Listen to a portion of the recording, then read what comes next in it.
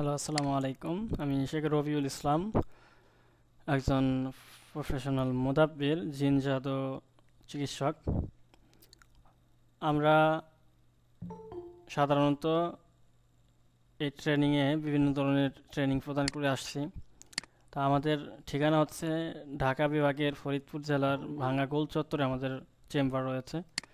যাদের জিন জাদু বশীকরণ বিচ্ছেদের সার্ভিস দরকার, আপনারা আমাদের সাথে যোগাযোগ করলে করাইতে পারবেন। তো চলেন আজকের ক্লাসের মূল টপিকে চলে আসি। আজকের টপিকটা হচ্ছে জিন এবং জাদু থেকে পরিপূর্ণ মুক্তির উপায়।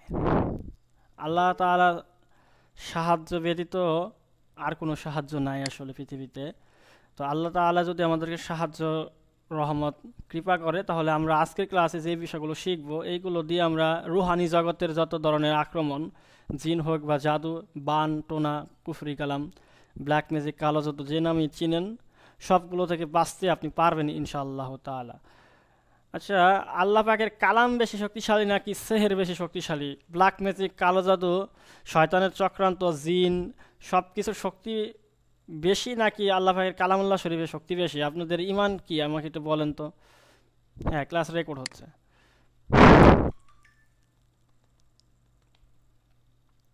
আচ্ছা, আল্লাহ পাকের কালাম হচ্ছে আল্লাহ পাকের মুখ নিঃসৃত আল্লাহ পাকের বাণী। এটা আল্লাহ পাকেরই একটা অংশ। আল্লাহ পাকে নিজে কথা বলছেন, আমাদেরকে দিক নির্দেশনা দিয়েছেন। মজার ব্যাপার হচ্ছে আল্লাহ পাকের কালামের প্রতিটা অক্ষরের সাথে হাজারো প্লাস মুয়াক্কেল, ফেরেশতা এবং জিন নিয়োজিত। এবং প্রতিটা আয়াত এত সুন্দরভাবে আল্লাহ পাক তৈরি করছেন, বানিয়ে এমনভাবে বলছেন, আল্লাহ পাকের ক্ষমতা এতটাই মহান, আপনি কল্পনা করতে পারবেন না। আল্লাহ পাক যে একটা কথা বলছেন না, যে হে মানুষ এবং জিন, তোমরা যদি একত্রিত হয়েও এই কোরআনের অনুরূপ একটা কোরআন অথবা একটা সূরার অনুরূপ একটা সূরা যদি তৈরি করতে পারো, তবে তোমরা তৈরি করে আনো, যদিও তোমরা পারবা না, এরকম একটা চ্যালেঞ্জ কিন্তু দেওয়া হয়েছে কোরআনুল কারিমের মধ্যেই। কিন্তু অনেকে মনে করতে পারেন এখনকার দিনে চ্যাট জিপিটিতে তো আমি একটা আয়াত বানাইতেই পারি। কিন্তু বাস্তব কথা হচ্ছে তখনকার মক্কার মানুষজন কিন্তু এইটা কিন্তু বানানোর সাহস করে নাই।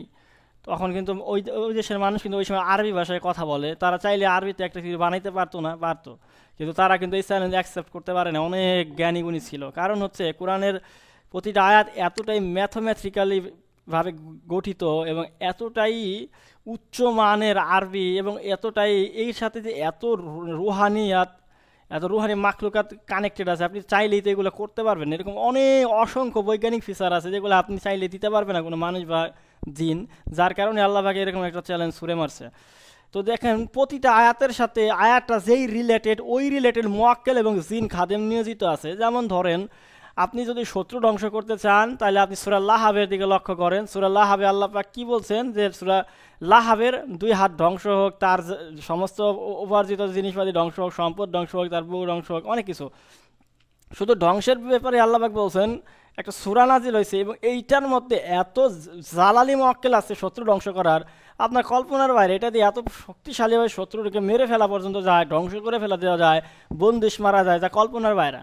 আবার সূরা ফিলে আল্লাহ পাক আপনার করছে, ওই কি বলে আপনার হচ্ছে কাবা শরীফকে রক্ষা করছে আবাবিল পাখির মাধ্যমে। এবং দেখা গেছে যে এই সূরার মাধ্যমে এত শক্তিশালীভাবে ভয়ঙ্কর ভয়ঙ্কর শত্রুকে, দিনের শত্রু, জানের শত্রুকে ধ্বংস করে ফেলা যায়, যা কল্পনার বাইরে। এই সূরার সাথে এত ভয়ানক ভয়ানক জালালি মুয়াক্কেল নিয়োজিত, যা আপনি কল্পনাও করতে পারবেন, এত ভয়ানক ভয়ানক সিফলি জিন নিয়োজিত। মানে এরকমভাবে আবার দেখবেন সূরা, মানে কোরআনুল কারিমের মধ্যে বিভিন্ন ধরনের ভালোবাসার আয়াত আছে, মানে যেখানে আল্লাহ পাক ভালোবাসা, মায়া, মহব্বত নিয়ে কথা বলছে। যেমন আশাতু হুব্বান লিল্লাহ, এই যে এরকম একটা বশীকরণ আয়াত খুবই প্রসিদ্ধ। এই রকমের বশীকরণের আয়াতগুলো যেখানে আল্লাহ পাক ভালোবাসার কথা বলছেন, মায়া মহব্বতের কথা বলছেন, এগুলোর সাথে আবার এত জালালি মুয়াক্কেল নিয়োজিত এবং জালালি জিন নিয়োজিত, যারা আবার ভালোবাসার কাজের আঞ্জাম দেয়। আবার আল্লাহ পাক যেখানে বিভিন্ন ধরনের বিদ্বেষ, শত্রুতার কথা বলছে, ওইগুলো আয়াতগুলো দিয়ে আবার বিচ্ছেদের কাজ খুব কঠিনভাবে করা যাচ্ছে। আবার যেখানে আল্লাহ পাক বিভিন্ন ধরনের শাস্তির কথা বলছে, ওই আয়াতগুলো জিনের রুগীর সামনে পাঠ করলে জিনের রুগী আবার অত্যন্ত পরিমাণে কষ্ট পাচ্ছে। চিন্তা করছেন আল্লাহ পাক আসলে এই প্রতিটা আয়াতের মধ্যে কত ধরনের নিয়ামত রাখছেন, কত ধরনের ফ্যাসিলিটিস আমাদেরকে দিয়েছে, ফিচারগুলো আমাদেরকে দিয়েছে। তো এই জন্য আল্লাহ পাকের কালামের সামনে পৃথিবীর কোনো কুফরি তন্ত্র মন্ত্র যন্ত্র, কুফরি কালাম হাবি জাবি কোনো কিছু টিকবে না, এবং টিকতে পারে নাই, টিকেও নাই। আচ্ছা বলেন তো, ফিরাউনের সময় ফিরাউন জিতছিল নাকি ফেরাউনের মানে মুসা আলাইসাল্লাম জিতছিল, না ফিরাউনের জাদুঘররা জিতছিল? ফেরাউনের জাদুঘর অত মহা শক্তিশালী ছিল ওই জামানার তুলনায়, কিন্তু তারা কিন্তু নবী সুলাইম মুসা আলাহিসাল্লামের সামনে টিকতে পারে নাই। তো বিষয়টা হচ্ছে জাদুকর অনেক শক্তিশালী হয়, সাধারণত জাদুকর অনেক শক্তিশালী হয় যে ওরা সিফলিগুলো নিয়ে কাজ করে। সিফলি অনেক তাৎক্ষণিক কাজ করতে পারে, কারণ কি ওদের উপরে কোনো রেস্ট্রিকশন নাই, আল্লাহ পাকের কোনো হুকুম নাই, ওরা পাপ করতে আইছে পাপ করে, এবং এই জন্য ওরা যা খুশি তাই করতে পারে। কিন্তু কোনো একটা ফেরেশতা বা কোনো নুরানি জিন যারা ধর্ম মানে জান্নাত জাহান্নাম বিশ্বাস করে, তারা চাইলেই যে কোনো কিছু করতে পারে না, তাদের একটা রেস্ট্রিকশন আছে, কিন্তু ক্ষমতা তাদের অপার অসীম ক্ষমতা আছে তাদের। তো আমরা আজকে এমন একটা অধ্যায় নিয়ে আলোচনা করছি যেখানে জিন এবং জাদু থেকে বাঁচার কুরআনিক পদ্ধতি, একটা সিঙ্গেল ওয়ার্ড বলবো না যেখানে আপনি কোনো মন্ত্রতন্ত্র যন্ত্রের আশ্রয় নেন, পুরোটাই কোরআনুল কারিমের মাধ্যমে আপনি এই ট্রিটমেন্ট করতে পারবেন। জিন জাদু রজাত বন্দিশ বদনজর এবং রোগ নির্ণয় পর্যন্ত সব কিছুই কোরআনুল কারিমের মাধ্যমে করতে পারবেন। তো চলেন, বেশি কথা বলবো না, একদম টু দা পয়েন্টে আপনাদেরকে নিয়ে যাব। আমার স্ক্রিন তো আপনারা দেখতে পাচ্ছেন তাই না? একটু লেখেন দেখতে পাচ্ছেন কিনা।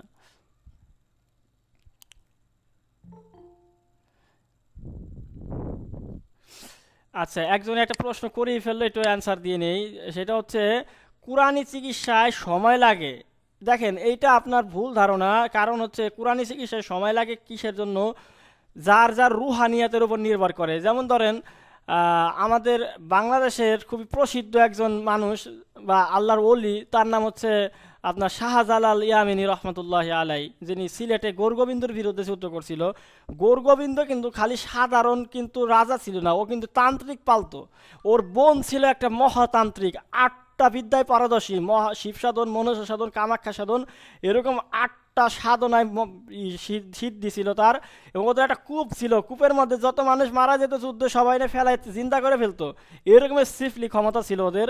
এই জন্য ওই ভারত থেকে কোনো ধরনের সেনাবাহিনী পাঠাইয়া গোরগোবিন্দরে কাবু করতে পারতেছিল না, কারণ ওই হচ্ছে এত লেভেলের শয়তান ছিল, অনেক বেশি পরিমাণে ছিল আপনার হচ্ছে এই সিফলি জাদুকর ছিল।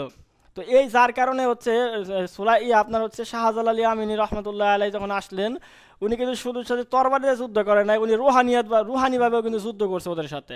ঠিক তেমনিভাবে মঈনুদ্দিন চিশতি কিন্তু পৃথ্বীরাজের সাথে রুহানিভাবে যুদ্ধ করছে, তাই না? তো এখন বিষয়টা হচ্ছে অলিয়া উলিয়াগণের রুহানিয়াত ছিল অনেক বেশি পরিমাণ, তাদের আধ্যাত্মিক ক্ষমতা, রুহানিয়াতের বাংলা হচ্ছে আধ্যাত্মিক ক্ষমতা।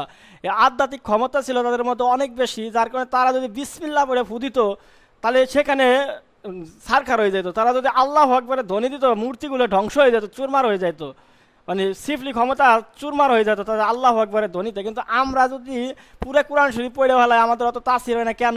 কারণ আমাদের মধ্যে সেই রুহানিয়াত নাই, আমাদের মধ্যে সেই আধ্যাত্মিক ক্ষমতা নাই, আমাদের মধ্যে সেই কামালিয়াত নাই, সেই জালালিয়াত নাই, যার কারণে আমরা কি করতে পারি না, আমাদের কথায় কাজ হয় না। দেখবেন একজন মানুষ কুল ফল্লা সুরা আল্লাহ সামাত পড়া স্বর্ণ মাটিতে স্বর্ণ বানাই ফেলতেছে ফুদিয়া, আমি কিন্তু দিন বেড়ে পড়ে ফুদিলেও স্বর্ণ হবে না। কেন হবে না? কারণ আমার মধ্যে ওই কিন্তু রুহানিয়াত শক্তিটা নাই, ওই শক্তি আমার অর্জন করতে হবে। যদি আমি অর্জন করতে পারি, এখনও কালামুল্লাহ শরীফ দিয়ে এমন এমন জিনিস করা যাবে যা বিজ্ঞান ফেল, বিজ্ঞান ওইটা করতে পারবে না, যেটা শুধু কালামুল্লাহ শরীফের আয়াত দিয়ে করা সম্ভব, যদি আমার আপনার মধ্যে ওই ধরনের আধ্যাত্মিক শক্তি বা রুহানিয়াত থাকে। এখন বলবেন ভাই রুহানিয়াত কেমনে বৃদ্ধি করা যায়? রুহানিয়াত বৃদ্ধি করার জন্য অবশ্যই শরিয়াতের পাবন্দি তো থাকতেই হবে, নামাজ রোজা হজ জাকাত, ইসলামের শরিয়াতের বিধিবিধান আপনাকে অক্ষুণ্ণ রাখার পরে প্রচুর পরিমাণে জিকির করতে হবে, আপনাকে প্রচুর পরিমাণে পাক পবিত্র থাকতে হবে, নজরের হেফাজত করতে হবে। আপনি যদি মেয়েদের দিকে তাকান বা মানে গায়ের মাহারামের দিকে আপনি যদি তাকান, তাহলে আপনার রুহানিয়াত নষ্ট হয়। মিথ্যা কথা বললে রুহানিয়াত নষ্ট হয়, নামাজ তরফ করলে রুহানিয়াত নষ্ট হয়। এই জন্য আপনার রুহানিয়াত ধরে রাখতে হলে প্রচুর পরিমাণে জিকির করতে হবে, জিকিরের মাধ্যমে রুহানিয়াত বৃদ্ধি পায়। আর চোখের হেফাজত এবং মিথ্যা কথা থেকে বাঁচলে রুহানিয়াত ধরে রাখা যায়, নাইলে পরে আপনার কাছে রুহানিয়াত থাকবে না। তো রুহানিয়াত অর্জন করাও যেমন কঠিন, রুহানিয়াত ধরে রাখাও ওরকম কঠিন। রুহানিয়াত বৃদ্ধির জন্য একটা আমল আছে, জবরদস্ত আমল, সব ধরনের মুদাব্বিরদের এবং রাকিদের করা ফরজ বলা যায়। সেটা হলো ইয়া হাদিউ ইয়া খবির ইয়া মাতিন ইয়া আল্লামুল গয়ুব। 505 বার করে আগে পরে দুরূদ শরীফ দিয়া আপনি যদি 41 দিন পাঠ করতে পারেন এশারের নামাজের পরে, আপনার রুহানিয়াত আপনি নিজে দেখতে পারবেন। মানে দেখতে পারবেন কেমন, আপনার আচরণ পরিবর্তন হয়ে যাবে। মানে আপনার যেমন ইবাদতে মজা লাগে না, 5 ওয়াক্ত নামাজ পড়তে অনেকেই বলে না যে আমার না আমি নামাজ পড়তে চাই, কিন্তু আমি না 2-4 দিন নামাজ পড়ার পরে আর নামাজ পড়তে পারি না, আমি ধরে রাখতে পারি না কন্টিনিউয়াসলি নামাজ, আমার ধোকা দিয়ে দেয় শয়তানে, এবং আমি রেগুলার নামাজ পড়তে পারি না, অলসতা চলে আসে আমার। এটার কারণ কি জানেন? এটার কারণ হলো তার রুহের শক্তিটা খুবই দুর্বল, যার কারণে শয়তান তাকে 2-1 দিন নামাজ পড়ার পরই ধোকা দিয়ে বিরত করে ফেলে অলসতা দিয়া। তো এই জন্য হচ্ছে কী করতে হয়, রুহানিয়াত যখন বৃদ্ধি পায়, রুহু যখন শক্তিশালী হয়, তখন শয়তান সহজেই ধোকা দিতে পারে না, তখন ইবাদতে মজা আসে। এই যে রুহুটা কিন্তু আল্লাহরই একটা শক্তি, আল্লাহ পাক ফুক্কার দিয়ে দিচ্ছেন, তো এইটা আল্লাহর একটা হুকুম, এটা খুবই পাওয়ারফুল একটা জিনিস। তো এই ক্ষেত্রে হচ্ছে রুহানিয়াত যদি বৃদ্ধি করতে পারেন, তাহলে আপনার আমল করতে মজা লাগবে, আপনি নামাজ পড়বেন রেগুলার, কোনো অলসতা আসবে না, আপনি নামাজ পড়বেন রোজা রাখবেন অলসতা আসবে না, জিকির আজগারে আপনার মজা পাবেন, আমল করলে তাসির হবে, আপনাকে বেশি পরিমাণ আমল করা লাগবে না, অল্প আমলে তাসির পাবেন। এই জন্য রুহানিয়াত বৃদ্ধি করবেন। তো রুহানিয়াত বৃদ্ধির একটা সর্বোচ্চ 2টা আমল, একটা হচ্ছে ইয়া হাদিউ ইয়া খবিরু ইয়া মাতিনু ইয়া আল্লামুল গয়ুব 505 বার করে আগে পরে দুরূদ শরীফ 11 বার পড়া 41 দিন ইশারা নামাজ এবার পড়লে আপনার অস্ফুরান্ত রুহানিয়াত বাড়বে, নামাজ রোজার প্রতি প্রচণ্ড পরিমাণে ভালোবাসা তৈরি হবে, আপনি ইবাদত করে মজা পাবেন। এটা আপনি মিলাইয়ে নিয়েন, চ্যালেঞ্জ করে বলতে পারি, এটা আপনি মিলাইয়ে নিয়েন যে আপনি এটার আমল করলে আমল করতে আপনার ভালো লাগবে এবং আমলের তাসির বৃদ্ধি পাবে। এটা চ্যালেঞ্জ করার মতো একটা আমল। আর 2 নাম্বার হলো লা ইলাহা ইল্লাল্লাহ, এটাকে বলা হয় সর্বোত্তম জিকির। আপনি যদি 5 আনফাস করতে পারেন, নিঃশ্বাস ছাড়ার সময় লা ইলাহা আর নিঃশ্বাস নেওয়ার সময় ইল্লাল্লাহ, এটা যদি প্রতিনিয়ত করতে থাকেন এক সময় আপনার অজান্তি এটা জারি হয়ে যাবে আপনার সাথে 5 আনফাস, তখন এটা রুহানিয়াত শুধু বাড়তেই থাকবে। তো জিকিরের কোনো বিকল্প নাই রুহানিয়াত বৃদ্ধির জন্য, মুখের তাসির বৃদ্ধি করার জন্য জিকিরের কোনো বিকল্প নাই। জিকির একমাত্র আপনার মুখের তাসির বৃদ্ধি করতে পারে, রুহানিয়াত বৃদ্ধি করতে পারে। আশা করি আপনাদেরকে আমি বুঝাইতে পারছি। তো চলেন আমরা আমালিয়াতে যাই। তো জিন ও জাদুর চিকিৎসা করার আমল, প্রথমত আমি একেবারে একটা পূর্ণাঙ্গ চিকিৎসা শেখাবো। আজকের ক্লাসটা করলে আপনি একজন রাকি বা মুতাব্বির হয়ে যাবেন, যার আর অন্য কোনো ক্লাস করার প্রয়োজন হবে না, অন্য কোনো বই পুস্তক পড়ার দরকার হবে না, কোনো তাবিজ কবজ ঘাটাঘাটির দরকার হবে না, কোনো নকশা পুরানো লাগবে না, কোনো নকশা দেওয়া লাগবে না। যে কোনো ধরনের জিন, সেটা ইফরিদ হোক, মারিদ হোক, দেও হোক, দানব হোক, দৈত্য হোক, রাক্ষস হোক, দেবদেবী হোক, কালী হোক আর মনসা হোক, যে কোনো জিন আপনি ছাড়াইতে পারবেন পরিপূর্ণভাবে। ওই এক ভাই বললো না যে অনেক দেরি লাগে, কোনো দেরি লাগবে না, আপনি দিনে দিনে শেষ করে দিতে পারবেন, প্রতি একদিনেই রুগীকে সুস্থ করে দিতে পারবেন। হয়তো তার মধ্যে কিছু দুর্বলতা থেকে যাবে, যেটা আস্তে আস্তে ঠিক হবে, কিন্তু জিনের সমস্যা তার একদিনই শেষ হয়ে যাবে। এটা কিভাবে করবেন আজকে আপনাদেরকে পুরো পরিপূর্ণ একটা ক্লাস আমি দিব, আজকে আপনাদেরকে। প্রথমত হাজিরাত করতে হবে আপনাকে। গত ক্লাসে প্রথম ক্লাসে আপনাদেরকে আমি তাশখিস শেখাইছিলাম, মানে রোগ নির্ণয়, একজন ব্যক্তির আসলে জিনের সমস্যা আছে কি না বা জাদুর সমস্যা আছে কি না এটা বোঝার জন্য আপনাদেরকে আমি তাশখিস শেখাইছিলাম পানির মাধ্যমে এবং হচ্ছে লবণের মাধ্যমে। যে লবণের মাধ্যমে আপনি টেস্ট করতে পারবেন যে আপনার আসলে জিনের সমস্যা আছে কি না জাদুর সমস্যা, বা পানির মাধ্যমে আপনি টেস্ট করতে পারবেন জিনের সমস্যা আছে কি না জাদুর সমস্যা। এই বিদ্যাটা আপনি যখন মুদাব্বিরি করবেন, যখন রুগী আসবে আপনার কাছে, আপনি বিসমিল্লাহ আগে থেকে লবণ রেডি করে রাখবেন। তো রুগী আসলে পরে লবণ দিয়ে দিবেন, টেস্ট করবে রোগীর আসলে জিন জাদুর সমস্যা আছে কিনা। রুগী নিজেই বলবে যে হ্যাঁ লবণ মিষ্টি লাগে, ঝাল লাগে, কষকষ লাগে, টক লাগে, তখন আপনি বুঝবেন যে তার সমস্যা আছে। বা পানি আসার পরে তারে দিয়ে 1 গ্লাস পানি আনাবেন, কারণ এখনকার মানুষ হলো অনেক বেশি পরিমাণে চালাক, বুঝছেন। এখনকার যারা রুগী এরা অনেক চালাক, এরা কবিরাজ পরীক্ষা করে যে আসলে এই কবিরাজ কিছু পারে কি পারে না, আদৌ ভণ্ড কিনা। তো আপনি যেহেতু ভণ্ড না, একজন নুরি মুদাব্বির, তো আপনি মনে করেন রুগীকে পরীক্ষা করার সুযোগ দিবেন। রুগীকে বলবেন যে তুমি নিজে একটা পানির বোতল কিনে নিয়ে আসো, নাহলে বাজারেতে, নাহলে আমার বাসাতে একটা গ্লাস নাও, তুমি নিজে মাইজে 2 টিউবওয়েল থেকে পানি নিজের হাতে করে আনো, নিজের হাতে রাখো, আপনি শুধু রুকিয়ে করে ওনার হাতের উপরে ফুদে দিবেন, পরে বলবেন আপনি পান করেন, আমি যেভাবে বলছি প্রথম ডোক, দ্বিতীয় ডোক, প্রথম দ্বিতীয় তৃতীয় ডোক।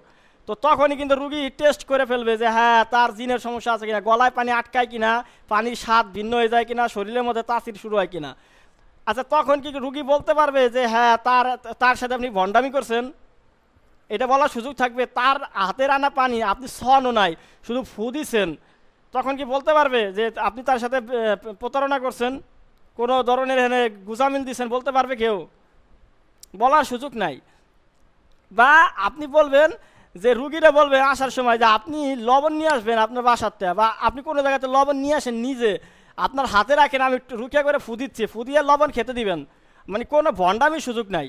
তো সে রুগী নিজে প্রুফ করবে হ্যাঁ তার সমস্যা আছে, নাহলে লবণ মিষ্টি লাগার কথা না, লবণ টক লাগার কথা না, পানি গলায় আটকে যাওয়ার কথা না। আর এখানে হুজুর কোনো কিছু মিশাই নাই, কারণ আমি আনছি, আমার হাতেই রয়েছে। হুজুর শুধু ফু দিছে, ফুর মধ্যে তো আর কিছু দিয়ে দেয় নাই। তো সেই ক্ষেত্রে কী হবে, আপনার প্রতি রুগীর বিশ্বাস তৈরি হবে, এবং আপনি যে আসলে কিছু পারেন, আপনি যে ভণ্ড না, এটা প্রমাণিত হবে।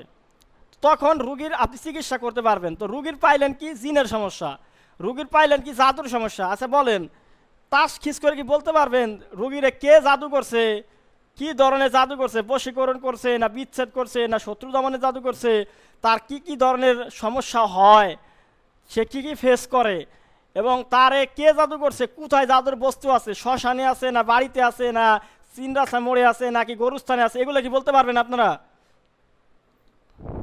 তাসকিস কইরা? একটু লেখেন তো, এগুলো বলতে পারবেন কিনা? তাসকিস করে কি বিস্তারিত বলা যায়?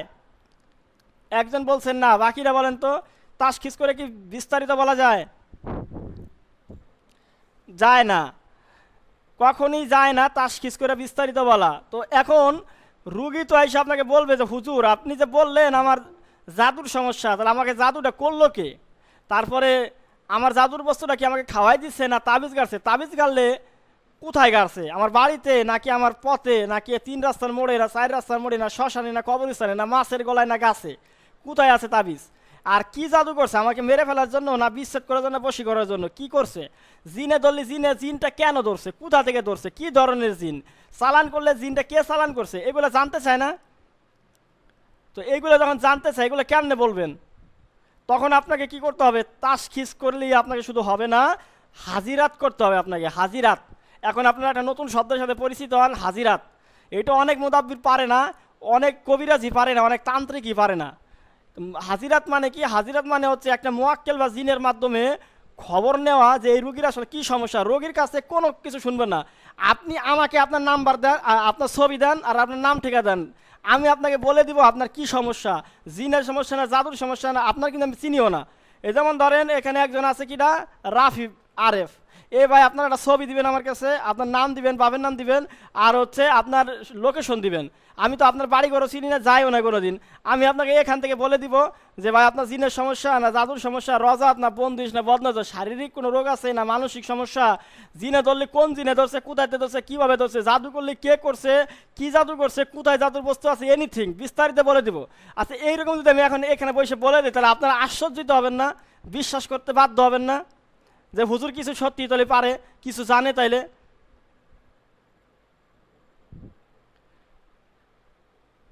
তো এখন হচ্ছে বিষয়টা হচ্ছে এই রকমের যে কাজটা, এই কাজটার নাম হলো হাজিরাত।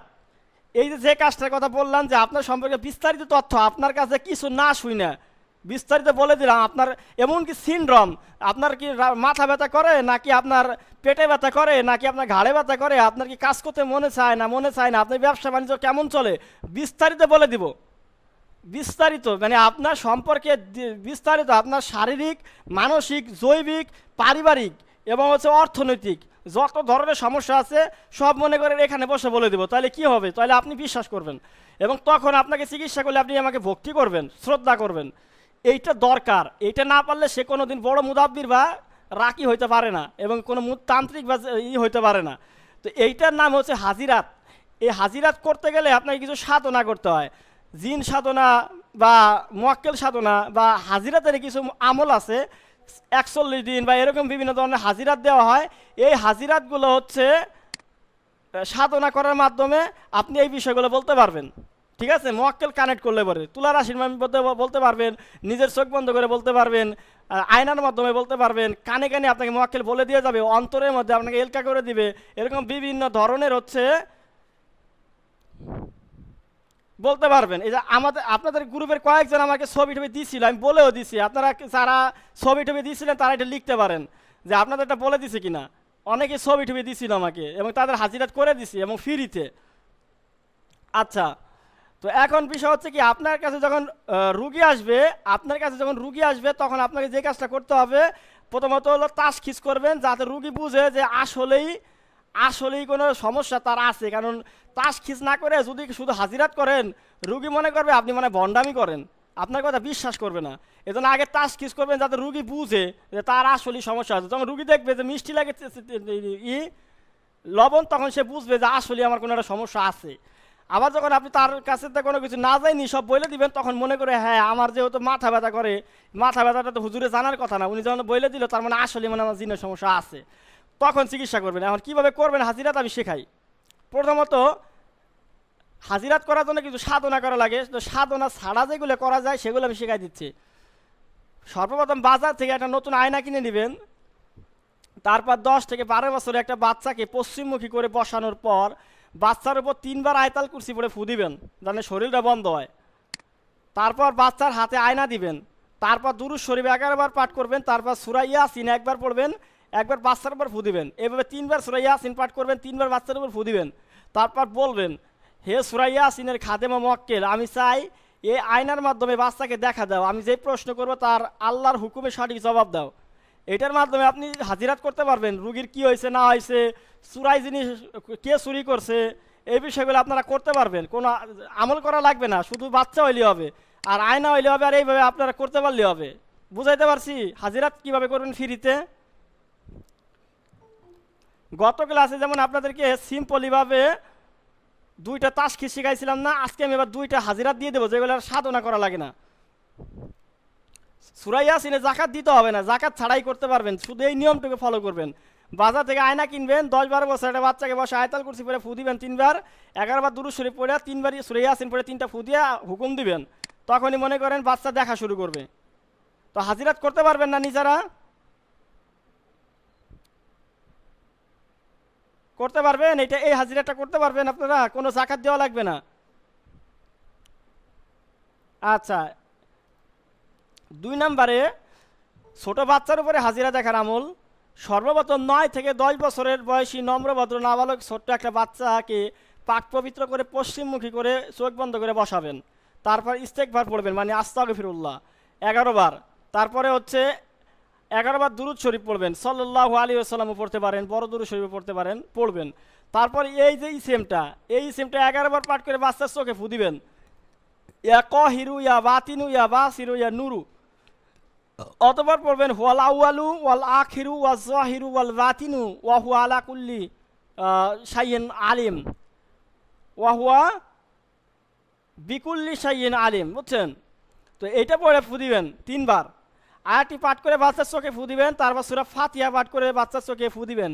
এরপর সূরা ইখলাস 3 বার পড়ে বাচ্চার চোখে ফু দিবেন। এরপর সূরা ফালাক পড়ে নাস পড়ে আপনার হাতের তালুকে তরলের মতো সোজা করে ধরে বাচ্চার ডান পাশ থেকে বাম পাশে ক্রস চিহ্ন দিবেন চোখের সামনে শূন্যের উপরে, এবং বাচ্চা দেখতে পারবে। আপনি তদবির করতে পারবেন। যদি কোনো জিন আপনার কথা শুনতে অবাধ্য হয় তাহলে পড়বেন ওয়া মাকারু আমাকারুল্লাহু আল্লাহু খায়রুল মাকিরিন ওয়া হুয়া আলা কুল্লি শাইইন কাদির। তাহলে আর সে আপনার অবাধ্য হইতে পারবে না। তো এইভাবে আপনি কি করতে পারবেন? হাজিরাত করতে পারবেন, কোনো সাধনা করা ছাড়াই। কোনো সাধনা করা ছাড়াই আপনি হাজিরাত করতে পারবেন। এই হাজিরাতটা করা যাবে না যে রুগীর কি হয়েছে, জিনে ধরছে না জাদু করছে, জাদু দলে কোথায় হয়েছে, সব কিছু বাচ্চা বলে দেবে টপ টপ করে। আচ্ছা, তো 2টা হাজিরাত শিখাই দিলাম, আর প্রথম ক্লাসে শিখাইছিলাম 2টা তাশখিস। তাহলে এখন রুগী আইলে আপনারা রোগ নির্ণয় করতে পারবেন কিনা? রুগী আসলে রোগ নির্ণয় করতে পারবেন? কনফিডেন্স আছে?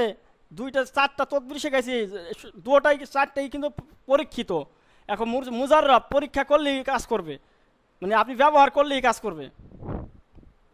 সবার জন্য অনুমতি দেওয়া রয়েছে, আপনারা ব্যবহার করলেই কাজ করবে। আচ্ছা, আসেন চিকিৎসার মধ্যে চলে আসি। জাদুর চিকিৎসাটা কেমনে করবেন? মানুষের শরীরে যে ভিতরে যে জাদু থাকে, জাদু কাটবেন কিভাবে? সর্বপ্রথম একটা কাঁসার প্লেট সংগ্রহ করবেন, বাজার থেকে কিনবেন। এইটা এইটা এমন একটা জাদুর ম্যাজিক, আমি আপনাদেরকে যে বিষয়গুলো শেখাচ্ছি এগুলো সাধারণত কেউ শেখায় না। আর এগুলো হলো পরীক্ষিত মুজাররব আমল, মানে ব্যবহার করলেই ফল। মানে এইটা দিয়ে আপনি একটা কেরামতি দেখাইতে পারবেন। মানে কোনো জাদুর রুগী যদি আপনার বাসায় আসে, আপনি একটা প্লেট নেবেন, প্লেট নিয়ে রুগীর পিছনের জামাটা খুলবেন, খুলে পিঠে লাগাই দিবেন, অটোমেটিক প্লেটটা জাদু থাকলে লাগে যাবে। মানুষজন দেখবে যে যে পিঠের মধ্যে প্লেটটা রাখছেন, প্লেটটা চুম্বকের মতো ধরে রাখছে, কোনো ধরনের আঠা মাঠা ছাড়াই। তো মানুষ বুঝবে যে আসলে আপনি কিছু পারেন, এবার মানুষ দেখবে যে আসলে এনার জাদুর সমস্যা আছে। আর যদি জাদুর সমস্যা না থাকে প্লেটটা ধরবে না, আর যদি জাদুর সমস্যা থাকে তাহলে তার শরীরটাকে চুম্বক দিয়ে ধরে ফেলবে এবং লেগে থাকবে। যতক্ষণ পর্যন্ত জাদুর সমস্যা থাকবে ততক্ষণ প্লেটটা পিঠে লেগে থাকবে, যখন জাদু কাটা হয়ে যাবে তখন প্লেটটা একলাই পড়ে যাবে। তো দারুণ হবে না? মানুষজন আশেপাশে 10 জন দেখলে পরে আপনাকে বাহাবা দিবে না?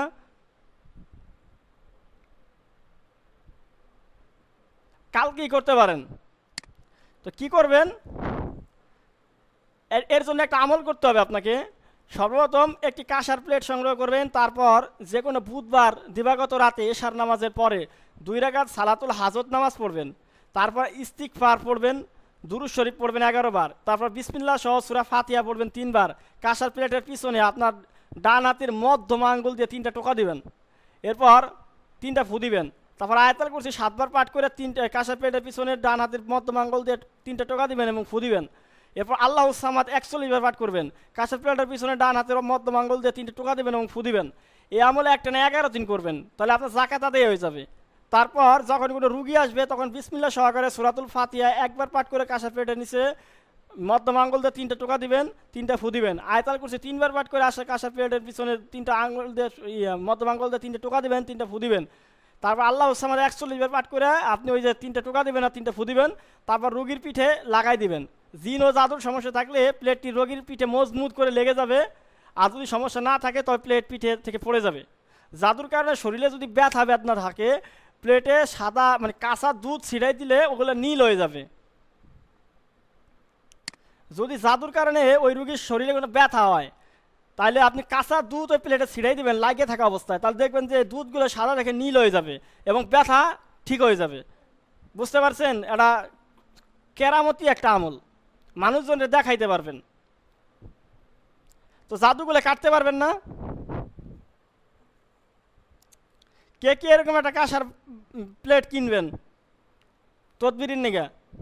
বাজারে বেশি টাকা নেবেন, আপনার এলাকার বাজার থেকে কিনে নেবেন।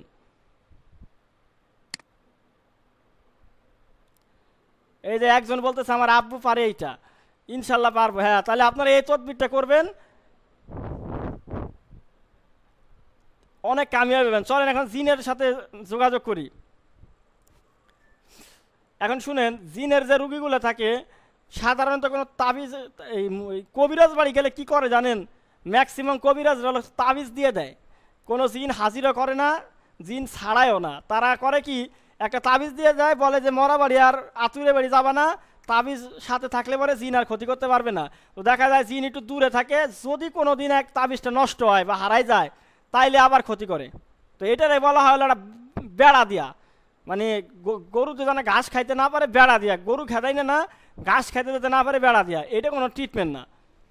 আর রাকিরা যেটা করে সেটা হলো দিন ভরে আপনারা 2 ঘন্টা করে রুকিয়া করবে, মাইকের মাধ্যমে খালি পড়বে আর সুরে আর শুনবেন, বাড়ি আপনারা দিয়ে দেবে 2-4-5 ঘন্টা করে শোনার জন্য। কয়দিন পর আপনি এমনি হবেন মানসিক রুগী। তো সেই ক্ষেত্রে হচ্ছে এইটার মাধ্যমে পরিপূর্ণ সেবা পাওয়া যায় না। তো এই জন্য আপনি কি করবেন, আপনাকে জিনটাকে হাজির কইরা ওর কাছে শুনতে হবে ও কেন ধরছে, ও যাবে কি না, না গেলে ওর শাস্তি দিতে হবে, তারপরে ও যাইতে ওকে বাধ্য করতে হবে, আর ওর বাপ মায়ের হাতে তুলে দিতে হবে এবং নবী সুলাইমান ইবনে দাউদের কসম কাটাইতে হবে আর জীবনে আসবে না। এর হলো 1 নম্বর চিকিৎসা। 2 নম্বর, যদি বেশি জাউরে হয়, কথা শুনে না, তাইলে ওরে হলো বন্দি করে নিতে হবে জেলখানায় অথবা বোতলের মধ্যে। তো যদি এমন হয় যে না ওরে বন্ধ করলে ওর শক্তি আছে, ও ছুটে যায়, তাইলে ওরে মাইরে লাইতে হবে, জ্বালাই দিতে হবে বা জবাই করতে হবে। তো এই 3টা হলো চিকিৎসা, মানে একদম পারফেক্ট চিকিৎসা, সে যে মনে সে জিনুক। ওই এক ভাই বললো না যে কোরআন দিয়ে চিকিৎসা করলে বেশি দ্রুত হয় না, এখন জিন আসবে, জিনে এখন বন্দি হয়ে যাবে, তো ও আবার আবার আসবে কবে? এই মিনিটের মধ্যে বন্দি হয়ে যাবে। বন্দি হয়ে গেছে তো আর কোনো ক্ষতি করার সুযোগ নাই। রোগী এটা দুর্বল থাকবে, কয়েকদিন আস্তে আস্তে আস্তে আস্তে চিকিৎসা করলে মানুষ ডাক্তারই সুস্থ হয়ে যাবে। তো জিন জবাই হয় না এটা কে বলছে? 100% জবাই হয়, 100% পোড়ানো যায়, তবে নিয়ম কানুন আছে। আপনি চাইলেই ঠুস করে পোড়াই দিবেন আর ঠুস করে জবাই করে দিবেন। জিন এত সোজা না যে আপনি চাইলেন আর মানে মরে গেল। আর রাকিরে তো কত কিছুই বলবে, রাকিরে তো 6,000 টাকা করে নেয়, 7,000 টাকা করে নেয় সেশন, 5টা সেশন করবেন 5 6 30,000 36,000 টাকা নিবে। যদি মনে করেন যে সুস্থ হইলে হইলেন, না হইলে কিছু করার নাই, এইটা কোনো চিকিৎসা হইলো? আর আমাদের কাছে যারা মুদাব্বি তাদের কাছে আসবেন, আপনাকে আসার সাথে সাথে আমি তো এই চিকিৎসাও করি না, এই যে আপনাদের যেটা শিখাচ্ছি না এইও আমি করি না। আমি যেটা করি, আমার কাছে অনেক শক্তিশালী শক্তিশালী জিন মোয়াক্কেল আছে, ওগুলোর ডাক দিয়ে মানে মিনিটের মধ্যে ধৈর্য বন্দি করে ফেলি, শেষ। বেশি জাউরামি করলে পরে উন্নায় পানিশমেন্ট দিয়ে দেয়, আমার কিছুই করা লাগে না, যেহেতু জিন সাধনা করা আছে ওগুলো দিয়ে আমি টাইট করে ফেলি। মানে আমার কাছে আসা মানে ওর আর কোনো মানে ঝামেলা করার সুযোগ নাই। আসছে তো কপ করে ধরা হয়ে গেছে, ধরা হয়ে বন্দি করা সারা। যদি জাউরামি করে তাহলে পানিশমেন্ট, জাউরামি না করলে নিলিবিলি বন্দি অবস্থায় থাকবে। কোনো রুকিয়া করার সিস্টেম নাই, কোনো ডাকাডাকির কোনো সিস্টেমই নাই। আসবে তো ধরা সারা, ধরছি তো বন্দি, এখন যাও তুমি। হে যে মনে হে হোক, ইফরি দোক আর মারি দোক আর যে মনে হে হোক। তো আপনারা যেটা করবেন, আপনাদের তো জিন নাই যে জিন এই সব করে দিবে। জিন দৈরা না, মারা, বন্দি করা, মেরে ফেলা, এগুলো আপনাদের জিনেই করে দেবে, এমন তো জিন আপনাদের নাই। তো সেক্ষেত্রে আপনারা যদি সাধনা করতে চান, জিন সাধনা আমার সাথে যোগাযোগ করেন, আপনাদের আমল দিয়ে দেবো, জিন সাধনা করে নেবেন, জিনই সব করে দেবে, জাদু কেটে দেবে, বশীকরণ করে দেবে, বিচ্ছেদ করে দেবে, সব কাজ আপনার জিনে করে দেবে। আপনার সাইরানের কাজও করা লাগবে না। আপনারা আমার সাথে দেখা করে দেখবেন, আমি নিজে সাইরানের কাজও করি না। এখন বিষয় হচ্ছে কি, যখন আপনি জিন নাই আপনার কাছে, নিজে চিকিৎসা করবেন, কিভাবে করবেন? প্রথমত যে জিনের রুগীর উপরে আপনি তাসকিজ বা হাজিরাত করে কনফার্ম হয়েছেন যে এর উপর জিন আছে, তা প্রথমত জিন হাজির করবেন। দুইটা পদ্ধতি, একটা হলো চোখে হাজির করা, একটা হলো রুগীর শরীরে হাজির করা। তো চোখে হাজির করা হলো সহজ। চোখে হাজির করার জন্য অনেক আমল আছে, আমি একটা আমল দিই, কারণ এত আমল নিয়ে আপনার লাভ নাই। সেটা হলো রুগীকে বসাবেন, উজু করাবেন, তাবিজ কবজ সব খোলাবেন, আগের যত আছে, পরে পড়বেন ইসমে আজম, পড়বেন 3 বার, 3 বার পরে রুগীকে চোখ বন্ধ করে বসে 3 বার চোখে ফু দিবেন। আল্লাহুম্মা ইন্নী আসআলুকা বিআন্না লাকাল হামদু লা ইলাহা ইল্লা আনতা ওয়াহদাকা লা শারীকা লাকাল মান্নানু বাদিউস সামাওয়াতি ওয়াল আরদি ইয়া যুল জালালি ওয়াল ইকরাম ইয়া হাইয়্যু ইয়া কাইয়্যুম। 3 বার পরে 3টা ফু দিবেন। পরবর্তীতে সূরা ফাতিহা 3 বার পরে 3টা ফু দিবেন। তারপরে হচ্ছে সূরা আর রহমানের 34 35 36 নম্বর আয়াত পড়ে, 37 নম্বর আয়াত 3 বার পড়ে আপনি হচ্ছে ফু দিবেন। তো দেখবেন যে রুগীর চোখের সামনে আলো আসবে, তখন আপনি ইয়া নুরু 7 8 বার 10 বার পরে ফু দিবেন, ইয়া নুরু নালা নূর। তারপরে সূরা জিলজালের শেষ 2 আয়াত। তারপরে মনে করেন যে ফাঁকা সাপনা আনকা গীত আঁকা ফাবাসারুকা ইয়াউমাল হাদিদ, এগুলো পড়ে পড়ে ফু দিলে চোখের সামনে আলো চলে আসবে, তখন আপনি জিনরে ডাক দিবেন। কিভাবে ডাক দিবেন? দুইটা পদ্ধতি। আপনার মুয়াক্কেল থাকলে মুয়াক্কেলরে ডাক দিয়ে তারে ধরাই আনবেন, অথবা আপনার মুয়াক্কেল না থাকলে আপনি নিজে ডাক দিবেন। ডাক দেওয়ার নিয়ম হচ্ছে ইন্নাহু মিন সুলাইমান ওয়া ইন্নাহু বিসমিল্লাহির রহমানির রহিম। আপনার হাতের শাহাদাত আঙ্গুল উঁচা করে আপনি ঘড়ির কাঁটা উল্টে কাঁটাতে ঘুরাবেন আর বলবেন ইন্নাহু মিন সুলাইমান ওয়া ইন্নাহু বিসমিল্লাহির রহমানির রহিম। এই ব্যক্তিরে যারা কষ্ট দেয়, তারা পৃথিবী যেখানে থাকস তাড়াতাড়ি এখানে হাজির হস চোখের সামনে। যদি হাজির না হস তাহলে জ্বলে যা পুড়ে যা। যদি হাজির না হস জাহান্নামের শাস্তি ভোগ কর, জাহান্নামের শাস্তি ভোগ কর, জাহান্নামের শাস্তি ভোগ কর। আবার পড়বেন, ওই 2 মিনিট করার আগে চোখের সামনে চলে আসবে। তো আপনি জব আসার পরে কি করবেন? তাকে বন্ধ করতে হবে, মানে আটকাইতে হবে। আটকাইয়া তারপরে ওর জব সলভ করতে হবে, শাস্তি দিতে হবে, ছাড়াইতে হবে। এটা 1 নাম্বার। যদি চোখে হাজির না হয়, ম্যাক্সিমাম রুগীর হাজির হয় না, 70% হয়, 30% চোখে হাজির হবে না, ওদেরকে কি করবেন? ওদেরকে হচ্ছে শরীরে হাজির করবেন। শরীরে হাজির একটা সহজ পদ্ধতি হলো, রোগীকে বসাইয়া নখ দিয়ে আপনি ধরবেন, বলবেন ইন্নাহু মিন সুলাইমান ওয়া ইন্নাহু বিসমিল্লাহির রহমানির রহিম। এভাবে পড়বেন আর হুকুম দিবেন যে ও শরীরে হাজির হ, হাজির না হলে চলে যা, হাজির না হলে জাহান্নামের শাস্তি ভোগ কর, জাহান্নামের শাস্তি ভোগ কর, জাহান্নামের শাস্তি ভোগ কর। আবার ইন্নাহু মিন সুলাইমান ওয়া ইন্নাহু বিসমিল্লাহির রহমানির রহিম। এভাবে পড়তে থাকবেন মোটামুটি 10 মিনিট, এর মধ্যেও শরীরে হাজির হয়ে যাবে। এই দুটোই দিয়ে আমি আসলে কাজ করি। আর এর বাইরেও আপনি অনেক আমল করতে পারেন জিন হাজির করার জন্য। দেখেন, রোগীর উপর জিন হাজির করার আমল, রোগীর মাথার উপর হাত রাখা সাথে সাথে জিন বিজলির গতিতে হাজির হবে। এর জন্য আপনাকে একটা 11 দিনের আমল করতে হবে। এই যে আমলটা, এই 11টা আপনাকে পড়তে হবে। আগে পরে 11 বার দুরূদ শরীফ দিয়ে 17 দিন পড়তে হবে। 17 দিন পরে কমপক্ষে 7 বার প্রতিদিন পড়ে আপনাকে রাখতে হবে। এটা 505 বার করে পড়বেন, আগে পরে দুরূদ শরীফ দিয়ে 11 দিন। পরে এই 17 দিন, 17 দিন পর আবার কমপক্ষে 7 বার করে প্রতিদিন পড়তে হবে।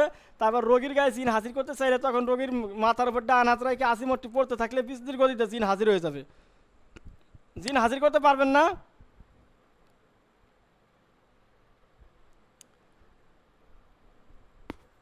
আচ্ছা, আরও কিছু আমল আছে দেখেন, যে রোগীর উপরে জিন হাজির করার আমল। যে কোনো রোগী যে কোনো বৃহস্পতিবার দিবাগত রাত 12টার সময় পাক পবিত্র হইয়া জায়নামাজের উপরে বৈশা সর্বপ্রথম ইস্তেগফার ও দুরূদ শরীফ 11 বার পড়বেন। এরপর সূরা জিন একবার পাঠ করবেন, ডান হাতের তালুতে ফু দিয়ে হাত বন্ধ করবেন। তারপর আবার সূরা জিন পাঠ করবেন, ডান হাতে তালুতে ফু দিয়ে হাত মুষ্টিবদ্ধ করবেন। আবার সূরা জিন পাঠ করে ডান হাতে তালুতে ফু দিয়ে মুষ্টিবদ্ধ করবেন। তারপর 11 বার দুরূদ ইব্রাহিম পড়বেন। মহান আল্লাহর কাছে দোয়া করবেন, হে আল্লাহ, আমি যখন জিনের রুগী দেখি তখন রুগীর মাথার উপরে হাত রেখে সূরা জিন পাঠ করলে, হে আল্লাহ, তোমার পক্ষ থেকে রুগীর উপরে থাকা জিন হাজির করে দিও। মোনাজাত শেষে আপনি ওই জায়নামাজ উপরে শুয়ে পড়বেন। এভাবে 41 দিন আমল করবেন। 41 দিন আমল শেষ হয়ে গেলে প্রতিদিন কমপক্ষে একবার সূরা জিন পাঠ করবেন। যখন জিনের রুগী দেখবেন তখন মুষ্টিবদ্ধ করে 11 বার দুরূদ শরীফ পড়ে সূরা জিন একবার পাঠ করে হাতে তালতে ফু দিয়া মুষ্টিবদ্ধ করে রুগীর সামনে যাবেন। রোগীর মাথার উপরে হাত রেখে বলবেন, এ রুগীর সাথে যে জিন আসো যারা তাকে ডিস্টার্ব করে, আল্লাহর হুকুমে দ্রুত এই রোগীর শরীরে হাজির হও। ইনশাল্লাহ মহান আল্লাহর রহমতে জিন দ্রুত হাজির হবে, পরীক্ষিত এটা। এরকম আতরের মাধ্যমে করতে পারবেন। সর্বপ্রথম ভালো আতর সংগ্রহ করবেন, তারপর 11 বার দুরূদ শরীফ 11 বার আয়াতুল কুরসি পাঠ করবেন, 7টা ফু দিবেন, তারপরে এই আয়াত পড়বেন। এভাবে আপনি করতে পারবেন। তো এইগুলোতে হলো হাজির করার সিস্টেম। আচ্ছা, হাজির করে যদি শাস্তি দিতে জানো, বসে থাকবে না, পালাবে?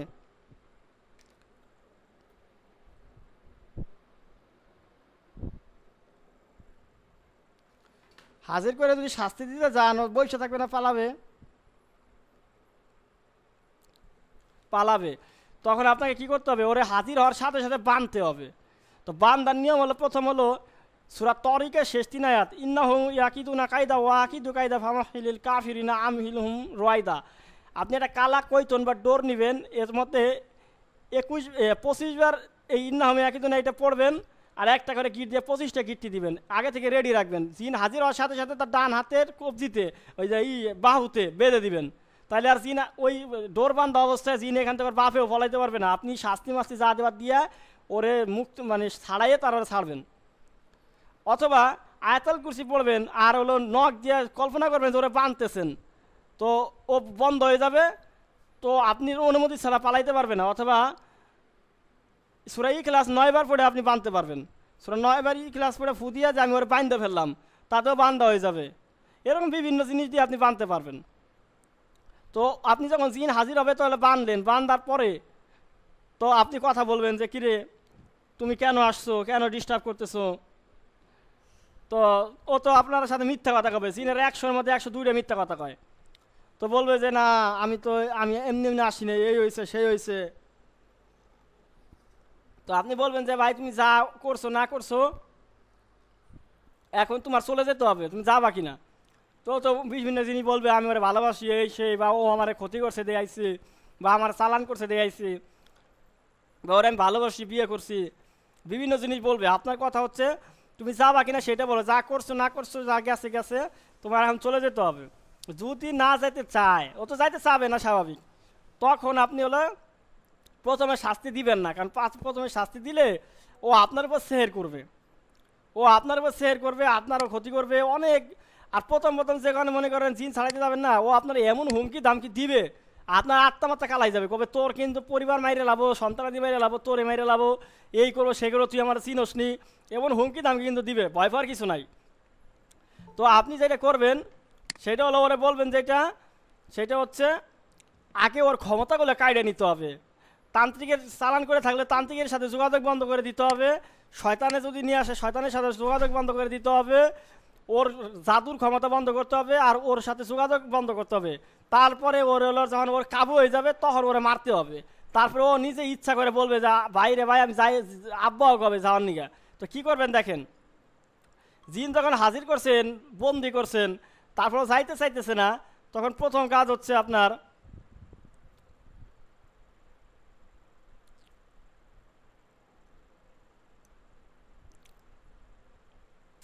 জিনের সাথে অন্য জিনের যোগাযোগ বন্ধ করা। ওই জিনের সাথে অন্য কোনো বড় জিনের বা তান্ত্রিক জিনের যোগাযোগ বন্ধ করা, শয়তানের যোগাযোগ বন্ধ করা বা তান্ত্রিকের যোগাযোগ বন্ধ করা।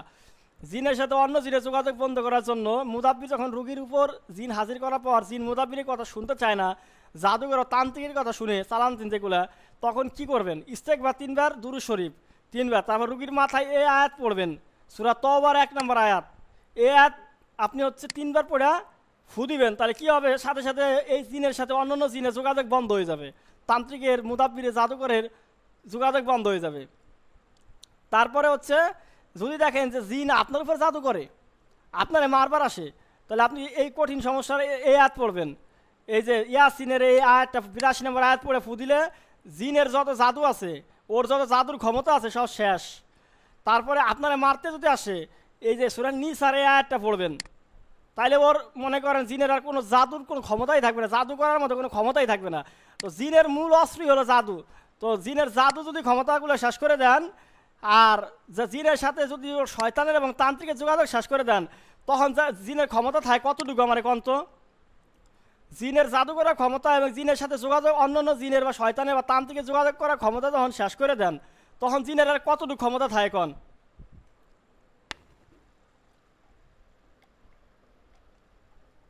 তখন বলবেন যে ভাই তুমি কি যাবা না মাইর খাবা? তখন বলবে যে না যাবো। যদি একটু জাউরেমি করে যে তুমি আমার জিনের আমার ক্ষমতা নিলা কে, তারপরে আমার যোগাযোগ বন্ধ করলা কে, তখন হলো মারবেন। মায়ের কারে কয়? এই যে দেখেন মায়ের দেওয়ার নিকে আমি আপনাদেরকে খুব সুন্দর সুন্দর জিনিস দিয়ে রাখছি, যে মায়ের দিবেন কিভাবে। জিনকে বালিশ পিঠে শাস্তি দেওয়া, বালিশের উপর মারবেন, জিন চিৎকার করবে। জিনের কান ফাটাইনার তদবির দেওয়া আছে। পাখা দিয়ে বাতাস দিবেন, জিনের গতরে আগুন চলে যাবে। সব কোরআনের আয়াত। জিনের কলিজায় আঘাত করতে পারবেন, জিনের উপর ঠাড়া পানি বজ্র ফেলাইতে পারবেন, জিনের গায়ে জাহান্নামের পোশাক পরাই দিতে পারবেন, জিনের গরম পানিতে চুবাইতে পারবেন, জিনের পাথর বানাই দিতে পারবেন, জিনের উপর পাথর মারা শাস্তি দিতে পারবেন। রুগীরা যে কষ্ট করে দিচ্ছে সেই কষ্টগুলো জিনের শরীরে ঢুকিয়ে দিতে পারবেন। তো এই ক্ষতি এইগুলো করার পরে তারপরে জিন তো দুর্বল হয়ে যাবে, তখন বলবে যে ভাই আমি যাব। তখন যাইতে চাবে, তখন আপনি তাকে প্রথমত বলবেন যে রাজা জিনের বাদশাহ শামহুরাসের কসম কাটো এবং জিনের বাদশাহ সুলাইমান ইবনে দাউদের কসম কাটো যে আর আসবা না, যদি আসো তাহলে কিন্তু আমি তোমার মেরে ফেলবো বা বন্দি করবো। আর ওর বাপ মারে ডাক দিবেন, নাহলে পরে অনেক সময় ঝামেলা হয়। ওর বাপ মারে ডাক না দিলে ওরে আটকাইলে পরে তারপরে মনে করেন ওর বাপ মা এসে আপনার সাথে জুন্দা লাগাবে। তো এই জন্য আপনি যেটা করবেন সেটা হলো ওদের বাপ মারে ডাক দিবেন। তো কীভাবে ওর বাপ মারে ডাক দিবেন সেটা আমি দেখাই আপনাকে।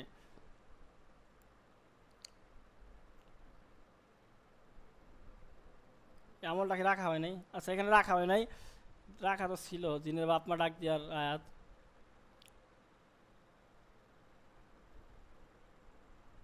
আচ্ছা, তো এখানে দেওয়া হয় নাই, তবে আপনি জিনের বাপ ওরে বললে ও নিয়ে আসবে, তখন ওদের বাপ মার হাতে তুলে দিবেন এবং বলবেন যে এই তোমার সল মেয়া যদি আবার আমার এখানে আসে তাহলে কিন্তু আমি বন্দি করবো বা মেরে ফেলতে পারি। তো আর যেন না আসে তখন ছেড়ে দেবেন একবারের মতো, নাহলে কিন্তু আপনাদের বন্দিশ দিবে। প্রথমবারই যদি আটকান তাহলে ওর বাপ মা এসে আপনাদের বন্দিশ দিয়ে আপনার আমল কাজ করা শুরু করবেন, অল্প অল্প কমে যাবে, এটা ঝামেলা আছে। তো প্রথমবার হলো আপনি মেরে ফেলবেন না, প্রথমবার হলো সুযোগ দিবেন। দ্বিতীয়বার যদি কোনো দিন আসে তাহলে একটা বন্দি অথবা মেরে ফেলা। তো কিভাবে বন্দি করবেন? বন্দি করার আয়াত এখানে দেওয়া আছে। এই যে জিনকে খাঁচার মধ্যে বন্দি করার জন্য আপনি এই আমল করবেন, জিন খাঁচার মধ্যে বন্দি হয়ে যাবে। তারপরে আপনি ওকে বোতলের মধ্যে আটকাইতে পারবেন।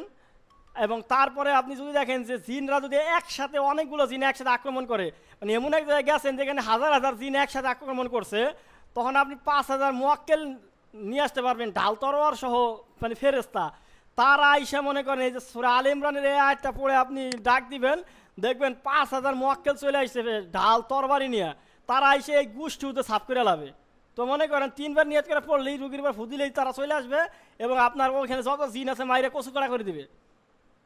আবার যদি চালান জিন হয় তাহলে জাদুকরের যত জিন আছে আপনি ধরে নিয়ে আসতে পারবেন। মানে যে জাদুকর জিন চালান করে ও যতগুলো জিন পালে সবগুলোর আপনি ধরে নিয়ে আসবেন। এই আয়াতের মাধ্যমে আপনি ওইগুলো ধরে নিয়ে আসবেন, তারপরে ও যত সাধনা করে জিন পালছিল সবগুলোর আজাদ করে দিবেন। আজাদ করে দেওয়ার আমল, আজাদ করে দিবে, সবাই ধরেই না। তো এইভাবে চিকিৎসা করবেন। তো চিকিৎসা হবে 100%, কোনো ধরনের জিনের চিকিৎসা নিয়ে কোনো কমতি থাকার কোনো প্রশ্নই নাই। জিনের চিকিৎসা করতে পারবেন না কনফিডেন্টলি?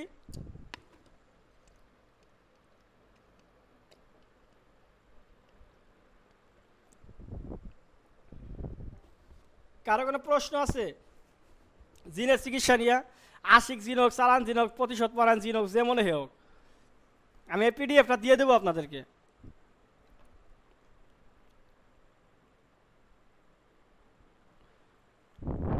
সুন্দর করে লেখা আছে গুছাই গুছাইয়া, কি করতে হবে সব বলা আছে। আশিক জিন হোক, চালান জিন হোক, প্রতিশোধ পরায়ণ জিন হোক, যে মনে হোক, ধৈরা এনে ইচ্ছা মতো বাটান দিয়ে দিবেন, শেষ। ও যাবে, ওর আব্বাও যাবে, যে মনে হোক।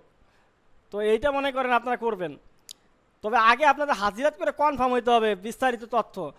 তো আপনাদের একটা দারুণ খবর দেই, যেহেতু আপনারা অনেকে হাজিরাত করতে পারেন না বা সাধনা করা নাই, তো আপনারা আমাকে আপনাদের রুগীর জন্য বা আপনার নিজের জন্য বা ফ্যামিলির জন্য হাজিরাত করাইতে পারেন। আমাকে যদি আপনারা মেসেজ দেন যে ভাই আমার একটা হাজিরাত করে দেওয়া লাগবে, বা নিজের বা ফ্যামিলির বা আমার রুগীর, তাহলে আমাকে মেসেজ দিলে, ছবি টবি সব দিলে আমি আপনাদেরকে হাজিরাত করে বিস্তারিত তথ্য জানাই দেব। তো যাদের কে জাদু করছে, মানে জাদু কি, আমার উপর কি জাদু আছে কি না, মানে বিস্তারিত তথ্য জানা দরকার। জাদু, জিন, রজাতবন্দি, বদনজর নিয়ে যে কোনো ধরনের তথ্য জানা দরকার। শুধু নাম, ঠিকানা এবং ছবি দিলে আমি বিস্তারিত আপনাদেরকে বলে দিব। তো যদি কারো প্রয়োজন হয় আপনারা আমাকে মেসেজ করবেন, ইনশাল্লাহ আপনাদেরকে হাজিরাত করে দেওয়া হবে। আর আগামী ক্লাসে আমরা বশীকরণ নিয়ে কথা বলবো। আগামী ক্লাস থেকে আমরা বশীকরণ, বিচ্ছেদ, শত্রু দমন এইগুলো শিখবো। বশীকরণের 3টা ক্লাস নিব, বিচ্ছেদের একটা ক্লাস নিব, শত্রু দমনের একটা ক্লাস নিব। তো এই ক্লাসগুলো খুবই গুরুত্বপূর্ণ হবে। আপনারা আশা করতেছি যারা খুবই সিরিয়াস তারা এই সামনের ক্লাসগুলো মিস করবেন না, এগুলো টাকা দিয়েও পাবেন না। সব প্রমাণিত, মুজাররব পরীক্ষিত আমল, যেটা ব্যবহার করলেই বশীকরণ কাজ করবে, ব্যবহার করলেই বিচ্ছেদ কাজ করবে, ব্যবহার করলেই শত্রু দমন হবে। এরকম কঠিন কঠিন পরীক্ষিত আমলগুলো দিব। তো যারা করতে চাচ্ছেন তারা ক্লাসগুলো মিস করবেন না। আগামী ক্লাসগুলো থেকে আপনাদের স্বর্ণ ক্লাস, মানে একদম সোনালি ক্লাসগুলো হবে। কেউ মিস করবেন না, ক্লাসগুলোতে আসবেন যত বাধা বিপত্তি থাকুক। আর জিন জাদু নিয়ে যদি কারো, জিন জাদু, রজাতবন্দি, বদনজর নিয়ে যদি কারো কোনো সমস্যা থাকে, নিজের ফ্যামিলির বা রুগী, তাহলে আমার সাথে যোগাযোগ করতে পারেন। ইনশাল্লাহ চিকিৎসা লাগলেও করে দেওয়া যাবে, হাজিরাত লাগলেও করে দেওয়া যাবে, কোনো সমস্যা নাই। তো আপনাদের কোনো প্রশ্ন থাকলে এখন করতে পারেন। আজকে ক্লাস এই পর্যন্তই শেষ।